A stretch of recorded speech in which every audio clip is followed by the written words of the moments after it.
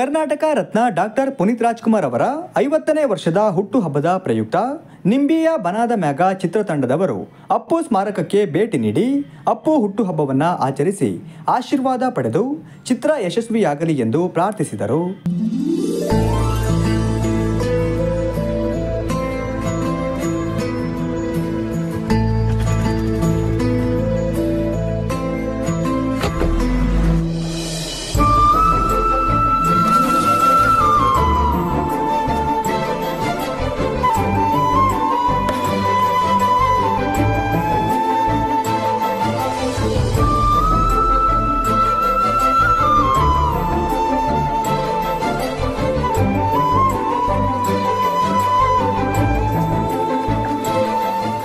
ಇದೇ ಸಂದರ್ಭದಲ್ಲಿ ನಿಂಬಿಯ ಬನಾದ ಮ್ಯಾಗ ಚಿತ್ರದ ನಾಯಕ ಷಣ್ಮುಖ ಗೋವಿಂದರಾಜ್, ನಿರ್ಮಾಪಕ ಮಾದೇಶ್, ನಿರ್ದೇಶಕ ಅಶೋಕ್ ಕಡಬ ಹಾಗೂ ಚಿತ್ರತಂಡದವರು ಡಾಕ್ಟರ್ ರಾಜ್ಕುಮಾರ್ ಅಪ್ಪಟ ಅಭಿಮಾನಿ ಎಎನ್ ಮೂರ್ತಿರವರಿಗೆ ಅಪ್ಪು ಸ್ಮಾರಕದ ಬಳಿ ಸನ್ಮಾನಿಸಿ ಅಭಿನಂದಿಸಲಾಯಿತು.